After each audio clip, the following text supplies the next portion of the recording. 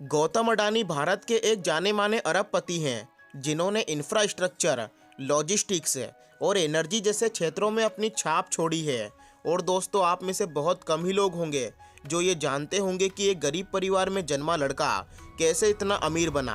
तो चलिए जानते हैं गौतम अडानी की पूरी जीवन कथा के बारे में।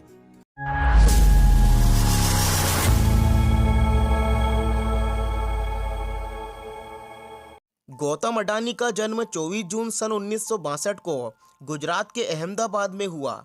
इनके पिता का नाम शांतिलाल अडानी है जो कपड़ा व्यापारी थे, और इनकी मां का नाम शांताबेन अडानी है। और गौतम अडानी कुल 7 भाई बहन हैं। गौतम अडानी ने अपनी शुरुआती पढ़ाई सेठ चिमनलाल नगीनदास स्कूल से की। गौतम अडानी शुरू से ही एक बिजनेस प्रवृत्ति वाले इंसान हैं और उन्होंने ये बचपन से सोच रखा था कि वो एक बिजनेसमैन बनेंगे, क्योंकि उनके पिता जो बिजनेसमैन थे। अपनी स्कूलिंग पूरी करने के बाद ग्रेजुएशन की पढ़ाई गुजरात के यूनिवर्सिटी कॉलेज से शुरू कर दी, लेकिन उन्होंने अपने ग्रेजुएशन की पढ़ाई बीच में ही छोड़ दी और अपने अंकल के कहने पर मुंबई आ गए। मुंबई में वह अपने बड़े भाई विनोद अडानी के साथ रहे, जो कि उस वक्त कट पीस फैब्रिक्स के थोक व्यापारी के तौर पर काम करते थे। यहाँ पर गौतम अडानी ने सबसे पहले महिंद्रा ब्रदर्स की मुंबई शाखा के एक डायमंड सेंटर में डायमंड सॉर्टर की जॉब की। गौतम अडानी काफ़ी इंटेलिजेंट और मेहनती थे, क्योंकि वह बिजनेस में काफ़ी रुचि रखते थे। इसीलिए उन्होंने इस काम को करते करते उसके बारे में सारी जानकारी ले ली, इस उम्मीद से कि वह भविष्य में अपना खुद का व्यापार कर सके। हालांकि वो चाहते तो अपने पिता के बिजनेस को बढ़ावा दे सकते थे, लेकिन उन्होंने खुद का बिजनेस करने की सोची। और जब उनको लगा कि वह अब तैयार हैं अपना खुद का बिजनेस करने के लिए, तो उन्होंने अपनी जॉब छोड़ दी और अपने कजिन गिरीश और प्रकाश के साथ मिलकर एक डायमंड ब्रोकरेज फर्म खोल लिया और जी तोड़ मेहनत की। 1981 में वह अपने बड़े भाई महासुख भाई अडानी के कहने पर वापस अहमदाबाद आ गए, क्योंकि महासुख भाई अडानी ने उस वक्त एक प्लास्टिक कंपनी खरीद ली थी जो उनसे चल नहीं रही थी। दरअसल जो कच्चा माल चाहिए था वो ज़रूरत के हिसाब से मिल नहीं पा रहा था और बाहर देश से कच्चे माल को इंपोर्ट करना पड़ रहा था। और गौतम अडानी ने कंडला एयरपोर्ट पर प्लास्टिक ग्रेन्यूल्स का आयात शुरू कर दिया, लेकिन बाद में इन्होंने अपने धंधे को बढ़ाने की सोची और 1988 में अडानी एक्सपोर्ट की स्थापना की। इसका नाम आगे चलकर अडानी इंटरप्राइजेस रख दिया गया। इस कंपनी ने अपनी शुरुआत में कृषि और बिजली से संबंधित वस्तुओं में डील की और बाद में धातु और कपड़े जैसे उत्पादों को शामिल करके अपने व्यापार में विस्तार किया। इसके बाद साल 1991 में भारत में ग्लोबलाइजेशन की शुरुआत की और साथ ही देश की आर्थिक नीतियों में सुधार हुआ, जिसने गौतम अडानी को अपने बिजनेस को देश के बाहर फैलाने का सुनहरा ऑफर दिया। जिसके बाद उन्होंने मेटल्स, टेक्सटाइल और एग्रीकल्चर प्रोडक्ट की अंतर्राष्ट्रीय स्तर पर ट्रेडिंग शुरू कर दी।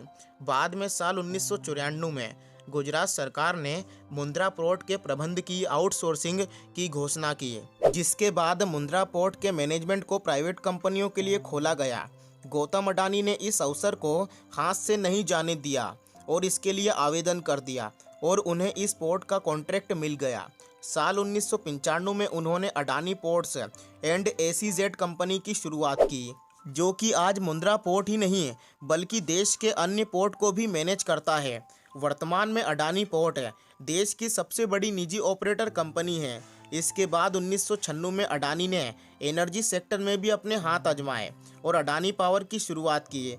अडानी पावर के पास 4620 मेगावाट की क्षमता वाले थर्मल पावर प्लांट हैं, जो देश का सबसे बड़ा निजी थर्मल पावर उत्पादक है। इसके बाद गौतम अडानी ने लोगों के घर को भी नहीं छोड़ा और घर की रसोई में फॉर्च्यून तेल के जरिए पहुंच गए। हाँ, वही तेल जिसका यूज़ हर घर में रसोई में सुबह शाम होता है।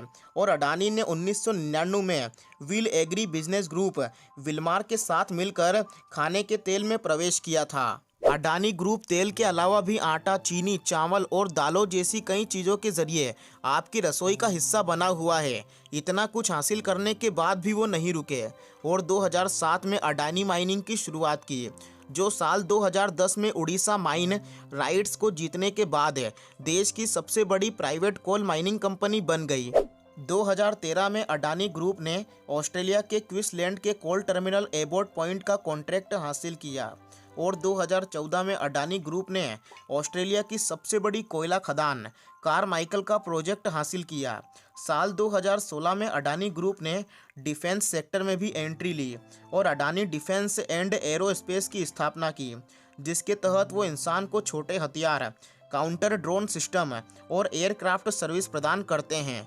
2019 में अडानी ने एयरपोर्ट्स के क्षेत्र में एंट्री ली और अडानी एयरपोर्ट्स के नाम से कंपनी खोली और 2 साल के अंदर अडानी एयरपोर्ट्स ने देश के कई प्रमुख एयरपोर्ट्स का कॉन्ट्रैक्ट हासिल किया, जिसमें अहमदाबाद, लखनऊ, जयपुर और मंगलूर जैसे एयरपोर्ट शामिल हैं।